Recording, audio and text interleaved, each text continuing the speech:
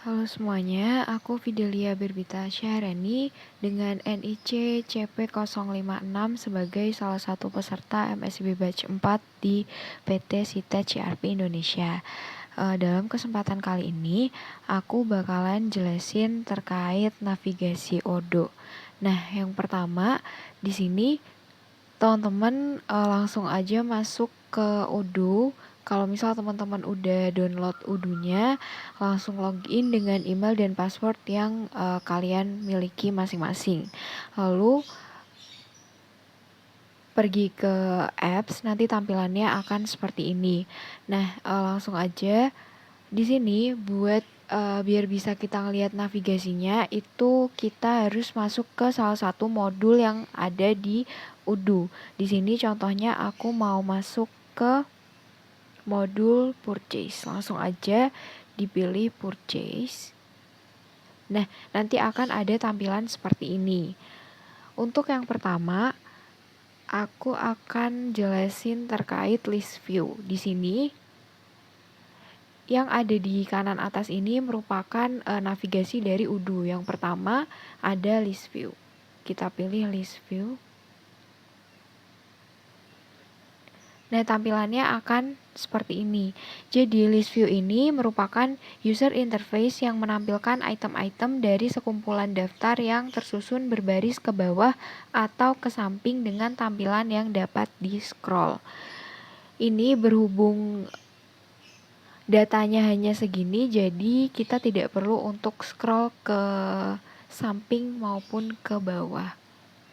Tapi jika data-datanya banyak, itu nanti bisa di-scroll ke bawah atau di-scroll ke samping. Lalu yang kedua, di sampingnya list view ada Kanban view. Kita klik Kanban view. Nah, tampilannya akan seperti ini. Jadi, Kanban view itu merupakan user interface yang menampilkan catatan sebagai kartu di tengah antara tampilan daftar dan tampilan formulir yang tidak dapat diedit. Jadi, tampilannya akan seperti ini. Lalu yang selanjutnya di samping Kanban view ada pivot table view. Kita lihat pivot table view, tampilannya seperti itu, dan ini merupakan navigasi untuk merangkum, mengelompokkan, mengeksplorasi, mempresentasikan, menghitung, dan menganalisa data.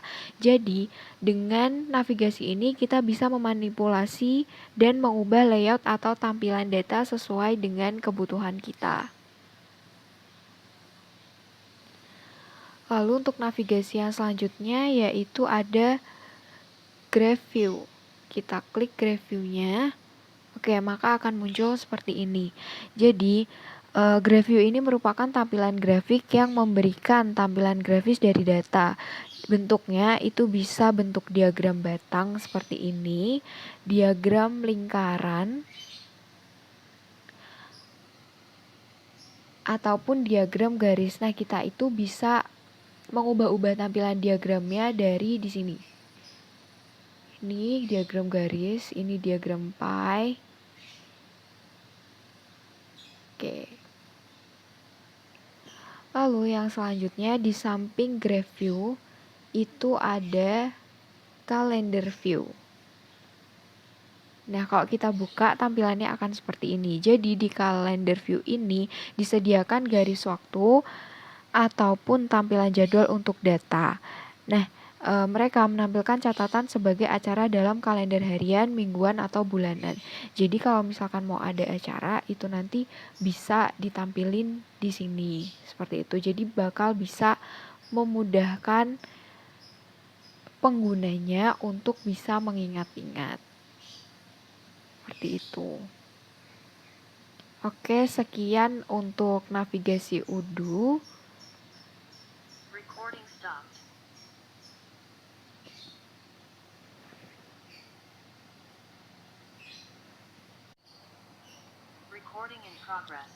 Selanjutnya, aku bakal jelasin bagaimana cara untuk mengaktifkan developer mode.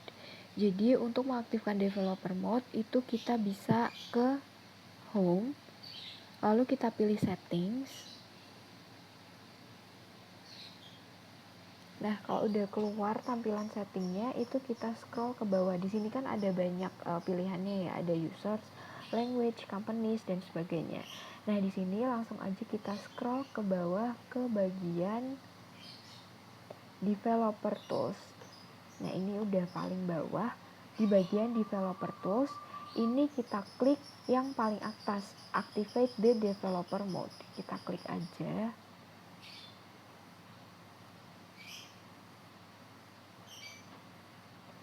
Kalau misalnya developer mode-nya itu udah aktif, nanti di bagian atas ini akan ada tampilan book atau tampilan kumbangnya sebagai tanda kalau developer mode-nya sudah aktif dan sudah berhasil untuk diaktifkan. Selanjutnya saya akan menjelaskan terkait view metadata. Jadi untuk bisa ke view metadata itu dari menu settings ini kita kembali lagi ke menu purchase seperti yang kita pilih di awal tadi. Kita ke home terus pilih purchase. Nah, di sini kan tampilannya akan seperti ini. Itu kita pilih aja salah satu transaksi. Misalnya di sini aku pilih yang P00007. Diklik aja 2 kali, kita buka. Kalau udah muncul tampilan seperti ini, langsung aja kita pilih ke developer mode tadi yang ditandai dengan gambar book. Di sini kita pilih, lalu kita cari view metadata. Ini diklik. Nah, tampilannya akan seperti itu. Jadi kegunaan dari view metadata ini adalah untuk mengetahui detail informasi satu dokumen. Di antaranya ada ID, lalu dibuat oleh siapa, dibuat tanggal berapa, terakhir diedit tanggal berapa, dan juga di dokumen UDU ini sebenarnya itu udah ada histori untuk setiap pembuatan dokumen di bawah dokumennya, untuk di bawah dokumennya. Nah, jadi di view metadata ini ada informasi-informasi yang mungkin dibutuhkan oleh user. Seperti itu. Dan tampilannya akan seperti ini.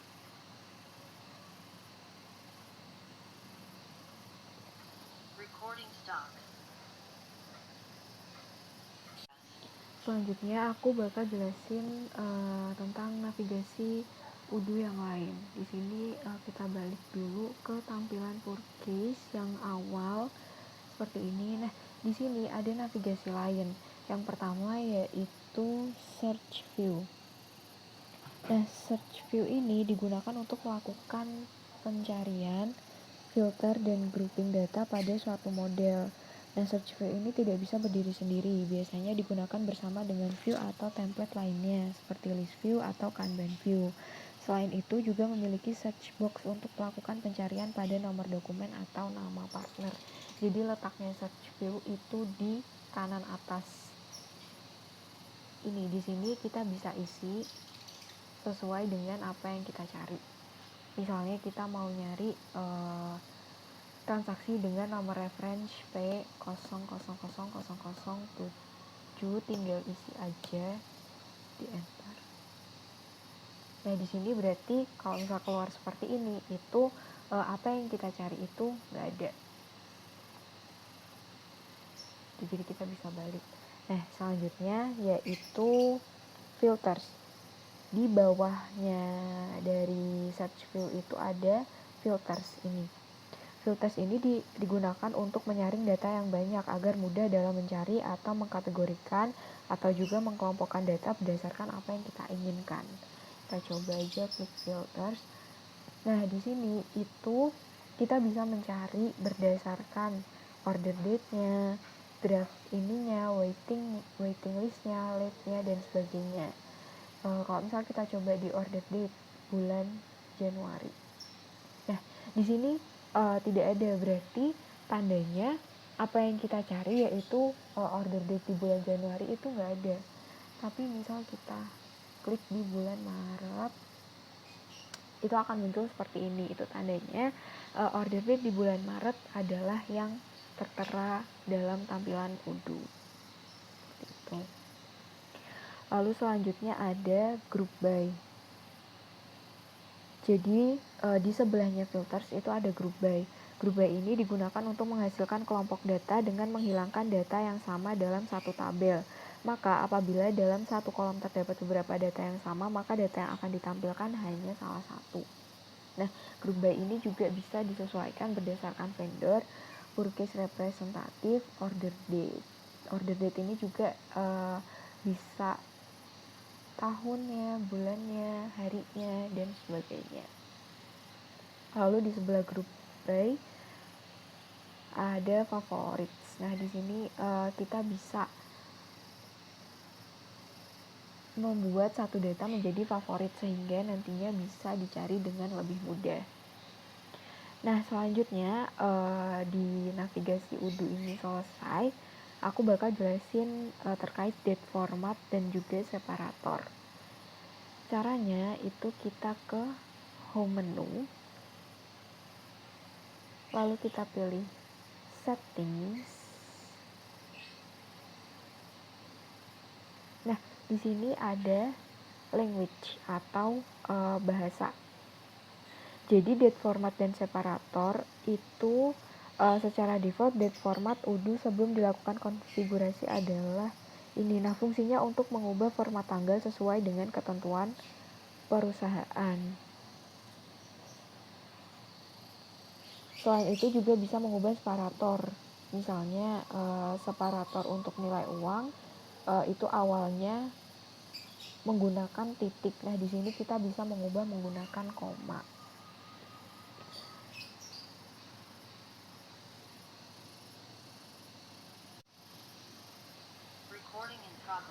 Oke, aku lanjutin ya teman-teman. Jadi gimana caranya kita untuk mengatur date format dan separator itu tadi kan kita ke menu settings. Nah, di menu settings itu ada general settings, users and companies, translations, dan sebagainya.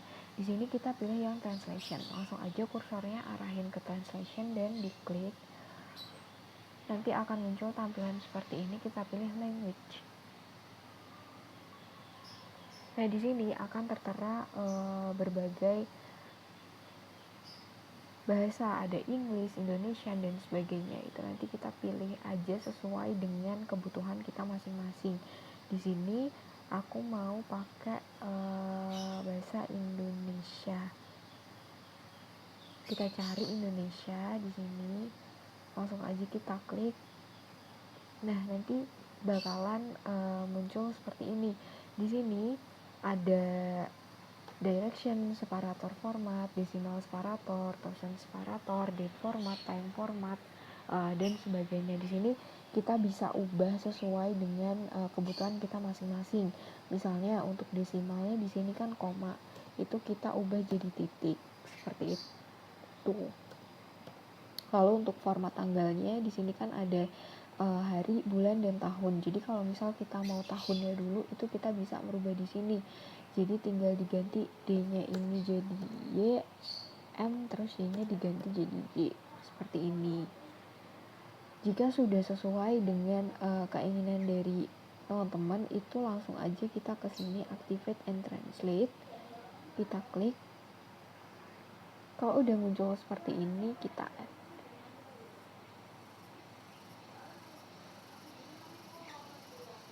Di sini kita tinggal nunggu beberapa saat untuk loadingnya selesai.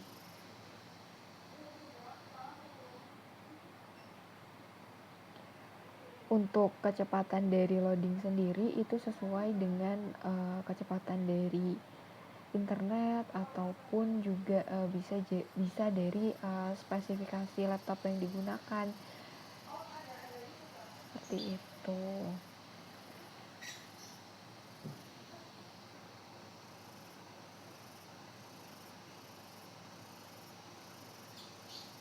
Nah, nanti kalau misal loadingnya udah selesai, bakal ada tampilan seperti ini. Akan ada tulisan Indonesian or bahasa Indonesia has been successfully installed. Users can choose their favorite language in their preference.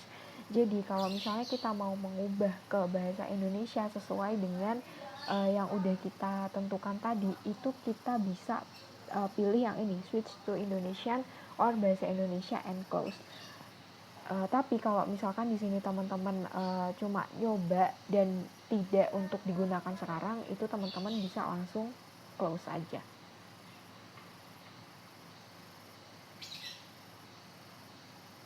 gitu. Nah, sekian yang bisa aku sampaikan terkait navigasi Odoo. Semoga bisa membantu dan selamat mencoba. Terima kasih.